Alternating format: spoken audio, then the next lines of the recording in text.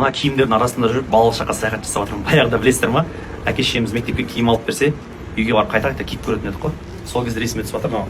Енді білесіздер ғой, көбінесе мен баламды саламын, Даниал сторисқа салсам осы неге екі қызыңа заттар алып бермейсің, неге екі қызын көрсетпейсің дейсіздер ғой. Мен екі қызыма бәрін алып беремін. Қолымнан келгенше көмектесемін. Бірақ оны көп көрсете бермеймін, бірақ осы жолы көрсетемін деп шештім. Бүгін қыздарыма мектепке дайындық заттарын алуға келдім. Өзімнің әпкемнің дүкені Teen Strength деп аталады, көрсетіп жіберші. Teen Strength деген кішігірім магазин. Осы жаққа келіп, өзіңізге балаларыңызға мектепке киім алып кетсеңіздер болады екен. Мен таңдап алып кеттім. Мен қараңыздаршы, баяғыда біздің кезімізде бәрі бір однотипный киімдер болды. Қазір қараңыздар, мынандай артында әдемі бантикпен және алдыңғы жағын қарасаңыздар мынандай, в общем, тройка ғой. Кәдімгі еспен галстугымен мектепке киіп барса, бір ерекшеленіп жүретін киім екен. Соны осындай дәл осы киімді екі қызым алып жатырмын. Екі қызым мектепте ерекше болып жүрсін деп, ертең әкем алып берді деп айтып жүрсін деп алып жатырмын.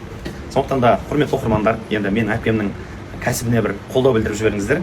Егер бала шағаларыңызға киім алып үлгермеген болсаңыздар, осы Teen Strength магазиніне келіп бала шағаларыңызды полностью киіндіріп алсаңыздар болады. Бұл жерде енді киімдер ғана емес, міне қарасаңыздар, галстуктар, мынандай мектепке керекті заттар, одан бөлек сумкалар, міне ұл балаларға, қыз балаларға, одан бөлек қараңыздар, мынандай неше түрлі әдемі пеналдар, енді қазір балаларға керек.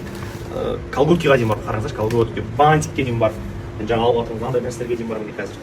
Кішкентай балаларға арналған. Осының барлығын келіп, осы магазиннен алып кетсеңіздер болады.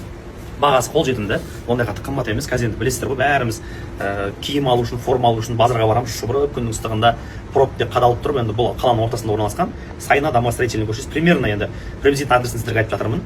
Нақты адресін мен сіздерге жазып кетемін, сторисқа сол жерден көріп, осы бутиктің парақшасына жазылып алыңыздар. Инстаграмын төменге алдырып кетемін. Бексұлтанның атынан деп келсеңіздер, сіздерге жеңіл жасап береді. Осы әпкемнің магазинінен келіп, өздеріңіздің балаларыңызға қажетті киімдерді алып алыңыздар. Бұл жерде енді барлығы бар. Кофта да бар, юбка да бар, двойкалар бар, тройка бар, әдемі бомберлер бар. Ал баршаңызға қайырлы кеш. Исаевтан сөйлеп тұрмыз ағайын. Мына бізде уже терезелерді қойып жатырмыз, стеклоларды міне. Қараңыздар. Уже орнатып, пенамен қатырып қойдық. Әлі ағашпен қысып жасайтын жұмыстар көп әлі, но бірақ уже орнатылып жатыр. Панельдерді орнатып қойдық. Жұмыс жүріп жатыр. Біздің мынау мансардтың ішін сіздерге көрсетпедім ғой, дұрыс. Көріп алыңыздар, мынау мансардтың үсті. Бұйырса мына жақта менің бөлмем болады. Мына жер полный зал болады бір үлкен. Мына жерде тағы да төбеде тағы бір терраса бар бізде. Осы жерде отырып, әппақ халат киіп алып, кофе ішіп отырып сторис түсем қалай сіздерге? Деп қуып кетсең да. Осындай достар, міне қараңыздаршы, мына жерде күшті площадка бар бізде. Жазда отырып, міне летний есіктің алды мынандай болып тұр. Мына жақта навесіміз тұр.